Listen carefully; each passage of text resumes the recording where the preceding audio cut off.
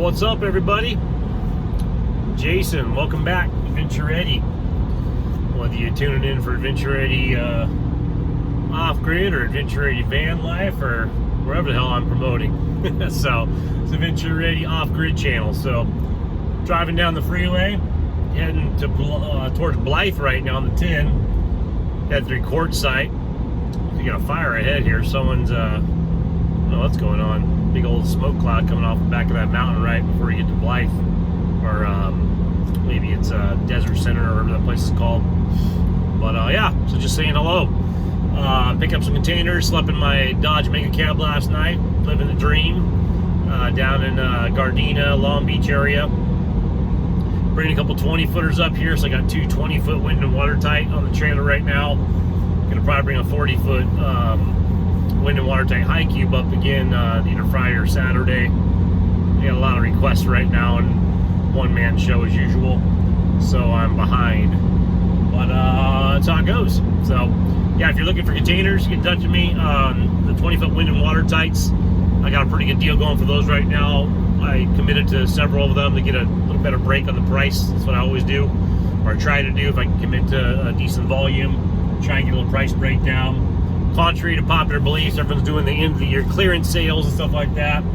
I advertise like that locally, that I don't do the end of year clearance sales. I don't gouge people around the clock, so most of those companies are 11 months of the year they're a rip-off, and 1 month a year they give you a discount, so realistically they made it up all year long. Not that I sell them for nothing. I mean, it's the price is ridiculous these days. Everyone knows that. It hasn't come down much, maybe a few $100 in the last year and a half, but nothing crazy. And they went up $300 twice in the last year and a half, so they really haven't even gotten back down to like a year and a half ago prices or 2 years ago prices, what they cost to pick them up. So anyway, if you're looking for a 20-footer, I got two of them coming up today. I think one might be spoken for already, and I'll have a 40-foot coming up at the end of this week, and that's pretty standard. I mean, it takes I usually do one trip a week, not two. Sometimes I'll do 2 trips 2 weeks in a row and then take the rest of the month and not off and just focus on my projects. So yeah, if anyone's been tuning in lately, I've been building some stuff, getting some stuff done. I got a remodel on our on-grid property. We have a 1979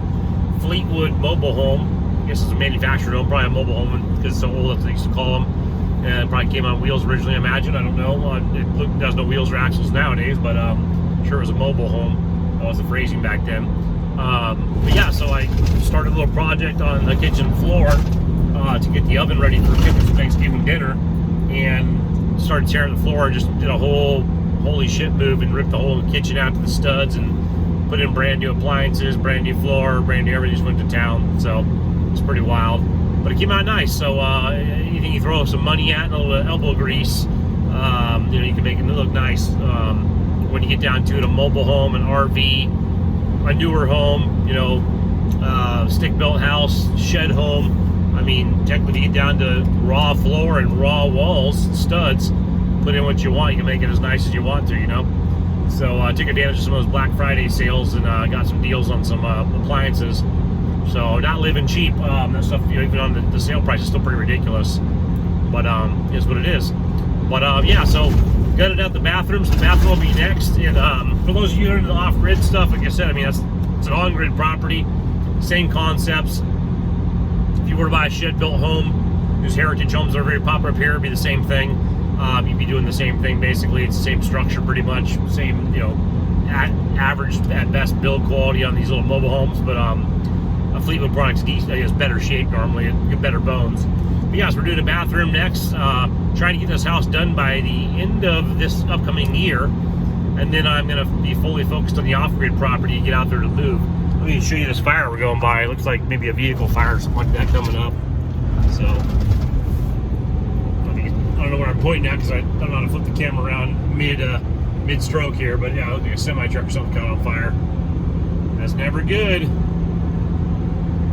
Damn, yeah, that thing burnt to the ground. Oh my God.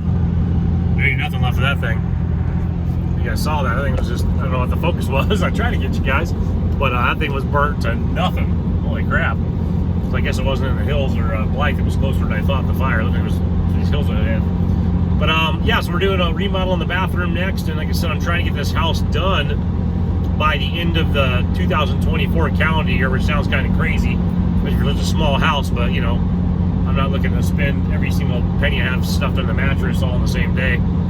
So I just kind of take off one project at a time. Got the exterior portion of the my workshop framed out and roofed, if you saw that. And bouncing, man, that's 10 Freeway. It's not getting any better. Where's those registration fees going these days, especially the California ones? Not mine, but other people. But yeah, so I got to put a back wall on that exterior portion of the workshop. I'm going to put a side wall on it. And I'll put a little, a little fascia board on the overhang. I'm going to throw two of the 275 gallon water totes out there. And that's a pretty big array. 16 by 30 foot is a big chunk. And when that rain comes down, it comes down like nobody's business. So I'll put some gutters out there and drop them into 275 totes. And we'll use that water for our pets. Not that our pets cost a lot of money, and our water bill's super cheap there. I don't want to be on, you know, municipalities, the water and the electrical, but I mean, it is what it is. That's how the house is set up right now. It's an on-grid property. So I won't do that with the solar there on the house. I am going to do something in the workshop, more of a testing ground. Someone commented on it the other day, so yeah, I'll add to that. So basically, I'm going to do a water catchment system off the exterior portion of the workshop for the pets, for the, you know, for our chickens and for our ducks and our goats and for the dogs, that kind of thing. And then I'm going to do probably a pretty minimal solar system. A buddy of mine I used to work with carries Battleborn products now, so I'll probably grab a Battleborn battery from him. I think I get about 40, maybe 30% off, something like that. It's nothing crazy, it's still pretty expensive. But I'll probably buy a Battleborn, like 100 amp battery, nothing super crazy, unless the deal's just hard to pass up. You know, my buddy, another buddy of mine does solar panels. He does a lot of commercial and residential solar down in California. So I think I can get 245 watt panels off of him for fairly inexpensive. I think they're Canadian or German or something like that. I'm not sure the brand name, but he swears by them or uses them, you know, on his project. So I'm probably going to go with something simple, like four of the 245 watt, maybe 6 max, but maybe 4 of those on the actual overhang that I just built for the exterior portion of the workshop. I'll gap those up with some, you know, some L brackets that'll be about 1 inch tall, and when I, you know, so I'll have water flowing underneath there for catching the water. They won't really affect the water catchment. 4 panels, maybe 6 panels, but probably 4. So, you know, roughly around 1,000, I guess, kW system, or it'd be called. Do an inverter on that, maybe, I don't know, whatever size inverter, you know, makes sense for that. I'm not a solar specialist, so I'll make a little board. I'll put the solar inverter on there, the charge control unit, some power outlets on there, boom, and I'll just mount to the side of the actual exterior portion of the build, or maybe the interior, keep it safe.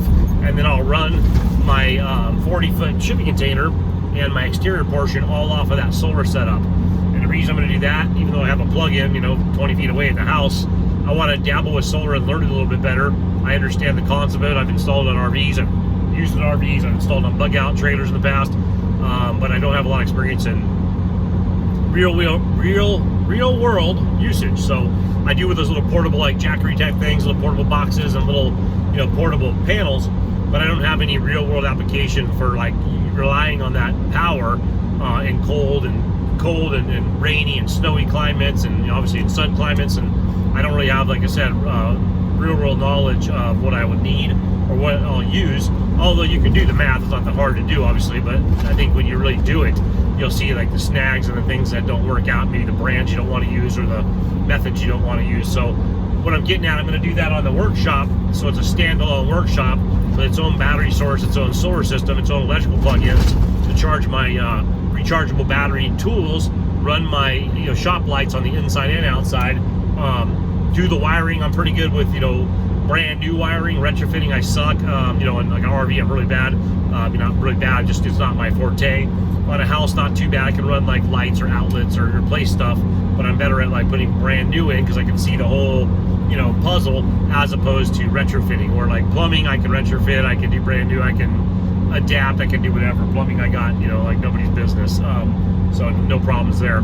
So yeah, so it'll be a good litmus test to put up a cool system on the outdoor workshop, be self-sufficient out there, not run another electrical bill out there or additional billage, because we're electrical place. Our heater, our water heater, our heater for the house, the swamp core, obviously we don't run that much. All the appliances, everything's, it's a fully electric house, no gas, which I like the no gas part, but electric ain't cheap. even out here in the middle of nowhere. So that'll be a project I'm working on in the next month or so. Obviously, winter won't be the best time to get the most efficiency out of your solar panels and your solar system, but that'll give me the worst case scenario, hopefully. So I can see it right away. Obviously, I got, a generator. I got a house right there I can plug it into, a little shitbox house. So not like we're like, make it or break it. It's more or less testing ground. So that way I can adapt whatever I figure out from that to my exact workshop needs out on the main property, but also what my needs will be for my shipping container house when I get out there and start building. Little delay on preparing. My brother bought a tractor, used, great tractor, really nice tractor, but had some emission codes pop up, so he's got it in the doctor's office right now getting that fixed up. He's doing some phenomenal terracing and stuff over at his property, St. John's. So as soon as he's done with his skid steer, he bought a Kubota skid steer, pretty nice piece of machinery, pretty heavy duty, I guess, from, as far as skid steers goes, not the tiny one I rented before at Home Depot with like the top of the line kind of thing. Once he gets done with that, he's going to come over and help me on my main property, widen that road, my driveway. I'll put up an actual gate on the driveway. We don't need to fence it all in. We have so much cactus, you can't really drive around the gate once it's there. You'll pop your tires. So I'm going to throw in a gate, widen the driveway by at least about 5 feet, and then we're going to veer off before we get to our tiny house to the right into the little valley, come around the top, and we're going to clear off, maybe 30 yards by 50 yards on the top, which it sounds crazy. That's a big spot to like have clear cut, and that was never my desire when I was doing a site built, which wouldn't matter because the site built I would park where I originally, kind of furred in my driveway with my kids, year and a half, 2 years back, and I would just carry my stuff right to where I wanted to build, and I would do less obstruction to the land, is which I really prefer. But now that I want to build with shipping containers, by cost effectivity, the more familiarity I have with them now, obviously the access to be able to get them when I have, and they're just so impervious to the weather. I mean, they're just unbelievably tough. I mean, even the wind and watertight ones I bring up right now are totally buildable, totally awesome. Most likely for the main structure out there, I'm going to go 3 one trip 40-foot high cubes, and the one trips are not going to be cheap. I mean, it's going to cost me an extra $1,500 plus per container than what I normally pay or more, even at my wholesale pricing, to get one trips. But when you're building, when I'm going to put 3 of them together, I want them to be plumb and true. I don't want there to be any deviation in the measurements, even if it's like a small inch or so. I don't want it to be where there's inches, where you have the bows on the body of them, like I do on my workshop. For the workshop, no big deal. I just adjusted my angles to make it appear, it's level, but also looks level, because I adjusted the container where the container doesn't look as level. I mean, it's hard to explain, but when the containers get bumps and stuff in them, they bow, and you might get a sag in the roof line or a frown in the bottom line. In normal usage, you'd notice it probably and not care. But if you want to build a wall off of that, or if you want to match it up to 2 more, the one trips will give you a true measurement. If you're building a house on my workshop on the main property, I might drag my same workshop out there or build another workshop out there. My kids want the one on the main or the little property. But I would just use wind and watertight. I'm not worried about a couple 2 inches of deviation here and there. But for the main house structure, I'll most likely use 3 one trip 40-foot high cubes. So that's 8, 16, 24. I was saying 32 before, but 8, 16, 24. 24 foot wide by 40 foot long by 9.5 foot tall will be the footprint of my main structure out there on the main property, my off-grid property. It'll stay off-grid. It'll be water catchment only, unless I somehow use create my own drilling apparatus and go drill my own well. I'm not going to pay someone 10 grand, 20 grand to drill a well. I just think it's ridiculous. Truck trying to get over here. So yeah, I won't be drilling. I'll be doing water catchment. I'll spend the money on the catchment system. I'll spend the money on the the apparatus to hold the water container. I'll do my due diligence there. Spend a few $1,000 instead of 10 grand, whatever it might cost. And yeah, I won't have consistent water. I'll have rainwater, but I'll do that for now. Also knowing I have a property on the street that's hooked up to the city water if I really want to go fill up some buckets. It'll be a long process, but I could do that. It'll be strictly solar. It'll never have electrical out there, ever.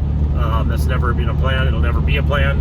And then for the cooking, if the solar, if I can figure it out really good and I'm badass at it, a year from now, that'd be one thing. I probably won't be. So we may do a propane wall heater and a propane refrigerator and kitchen stove. So we'll see. But it just depends on what I work out there. But anyway, moving forward. I got some stuff done. It's nice to feel, it's always good to accomplish projects, man. I got a laundry list of honeydew. My honeydew list is 1,000,000 miles long, and I make my own honeydew list. So if I had a honey to give me a honeydew list, I'd be in more trouble. But anyway, I never really had a honeydew list back when I was married. I guess I pretty much made my own list of just shit I needed to get accomplished. But so yeah, next is a bathroom at the on-grid property.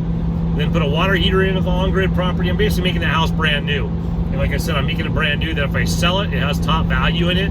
While I'm living there, I get top value of using it. And if my kids decide they want to stay there, they get a top valued house. You get a little shitbox house that we turned into something really awesome for much cheaper than you could have built it from scratch, because we already had a really good footprint, you know, to work off of and to add to. So tiny house on the main property, the off-grid property.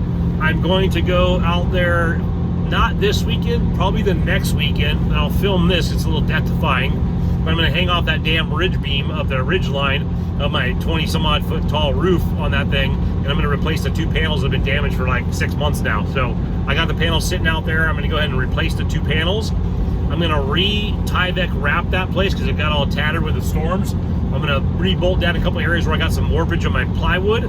I'm going to cut in at least 1, if not 2 windows, probably a small window by the door and a big window overlooking the valley, where I'm going to put my patio on there. And then I'm going to throw the siding on that entire building within, I'd say by the end of January, regardless of snow.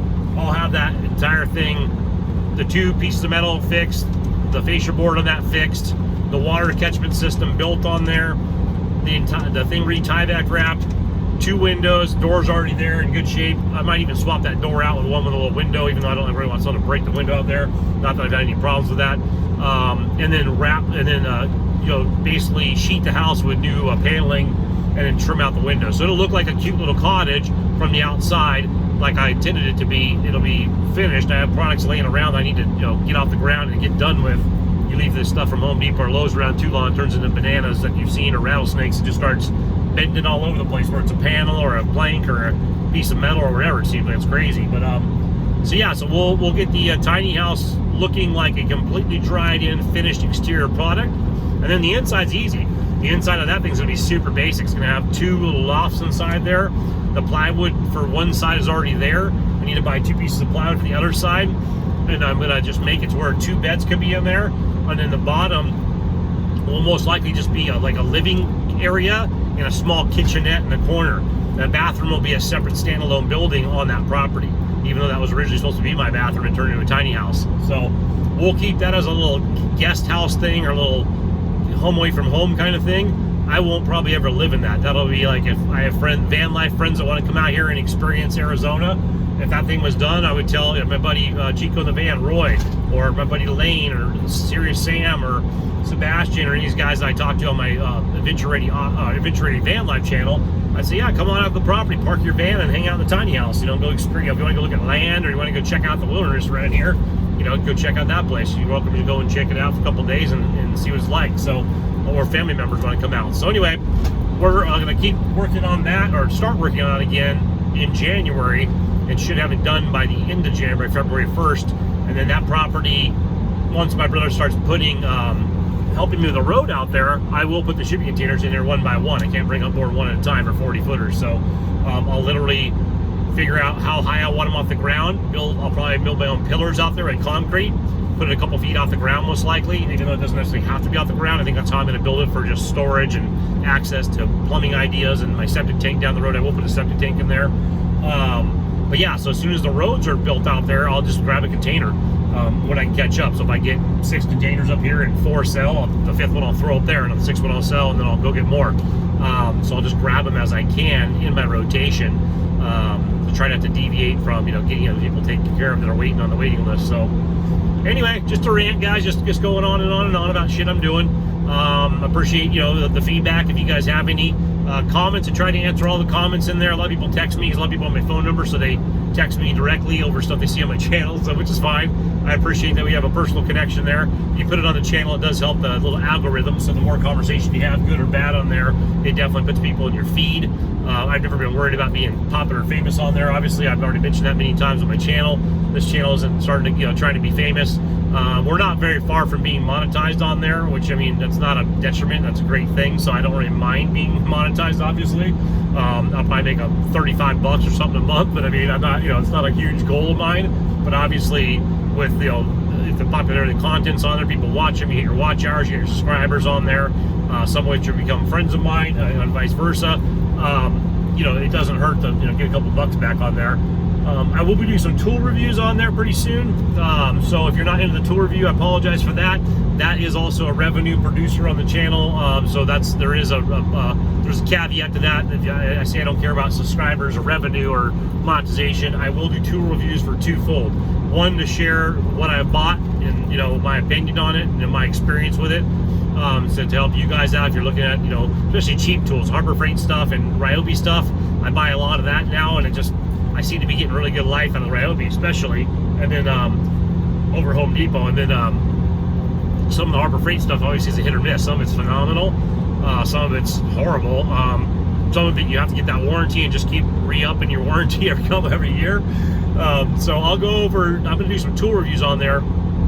Said twofold. One, to share with you guys what I spent my money on. My money doesn't come free. I'm not a trust fund kid. When I was silver spoon hanging on my butt. I haven't won the lottery, and I've been waiting to be adopted to a rich family for years. And I mean, at 48, I don't know, man. They say we get handsome with age, men do.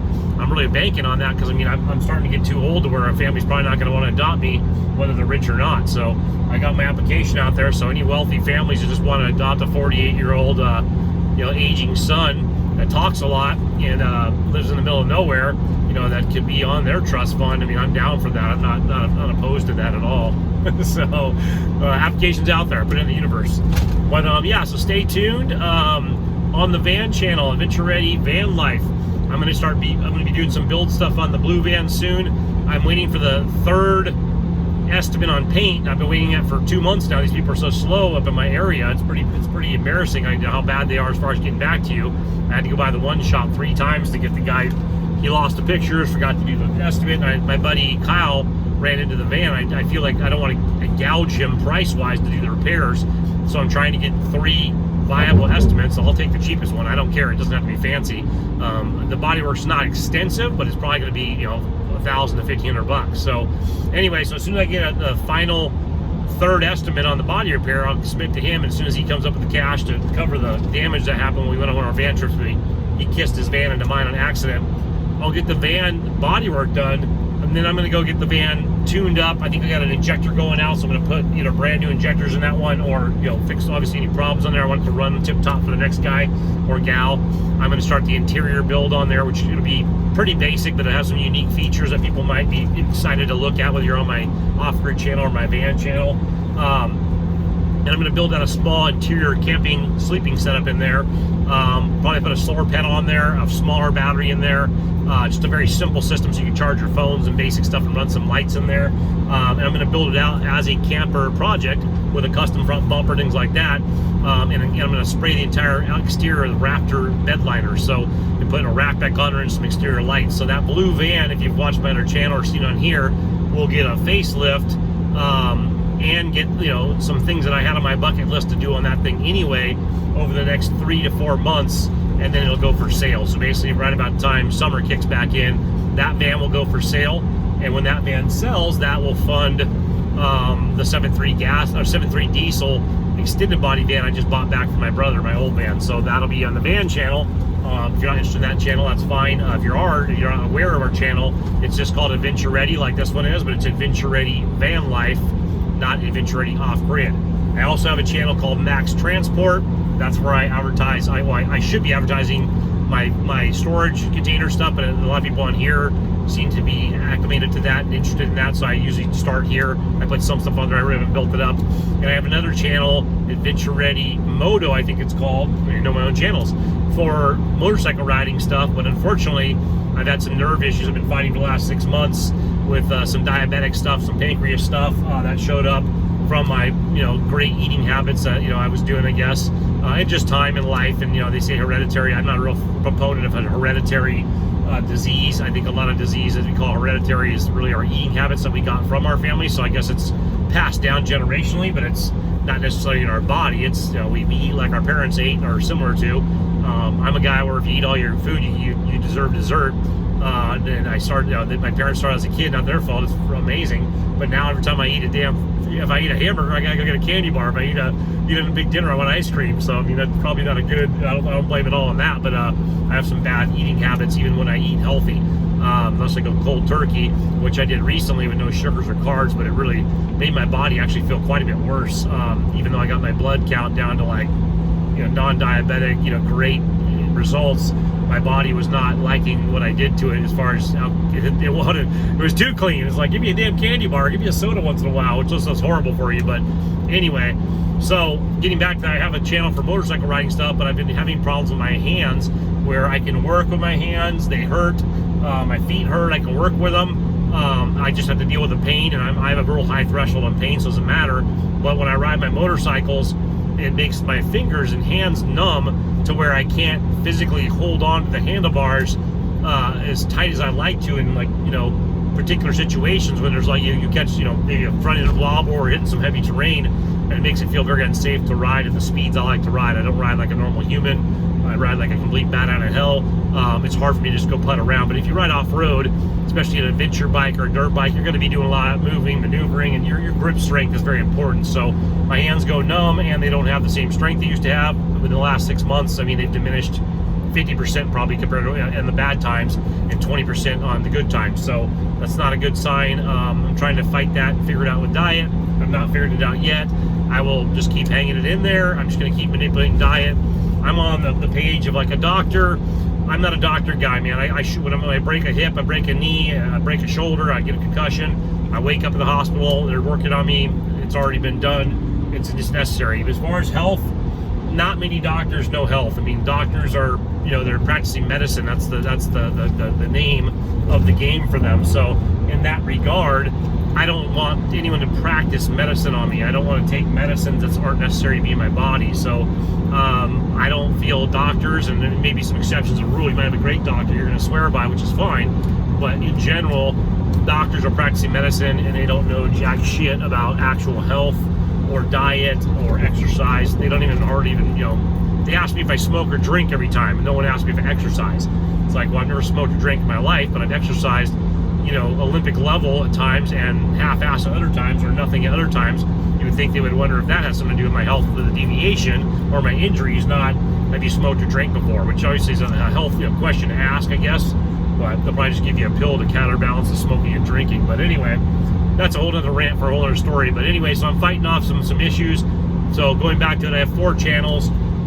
You guys don't have to like, you don't have to subscribe, you don't have to put comments in there. But if you do put comments, I enjoy the feedback. That's what the channel's there for, to get people talking and to share commonalities with each other.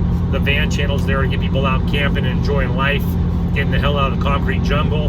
But yeah, thanks for tuning in, guys. That's a big rant about my channels and about life and what's going on. But stay tuned. Between now and March of this upcoming year, we'll definitely have some off-grid property stuff going on. We'll have some big things changing on the off-grid property. We're going to have a couple of different tiny house, a house build out there, a tiny house property build on my other property, and I'm looking into a couple of other properties by a couple lakes by us right now to throw some container homes on that I'll build myself, maybe with the help of my kids and my brother, but for an Airbnb potential or a vacation home thing for people to rent or whatever, purchase or something. So never sitting still, guys. I'm gonna die one day. I want to make sure I'm just banging it away till the day I go. So I got a few of the irons in the fire, and I'll try and keep you guys posted on what I can. So if you're living vicariously through the channel, I'm sorry if it's not always the content you're looking for. It's going to deviate at all times. I mean, from taco trailers to a chili dog trailer to a bug out trailer to container builds to on-grid properties to sleeping in Long Beach eating your shit stolen, things like that. So it's going to have a lot of different variances there.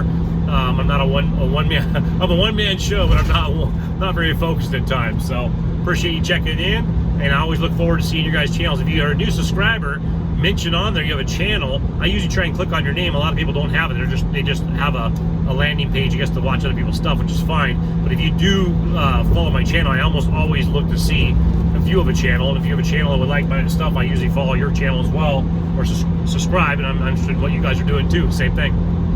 You have questions about container builds, container delivery, container availability, the ideas what you can do with a container, call me, man. I'm a wealth of knowledge on that stuff so far, all by trial and error, all by own real experiences. So I'll help you out the best I can. Right on, guys. Stay safe. Watch out for the crazies out there. Unless you're one of them, just try and blend.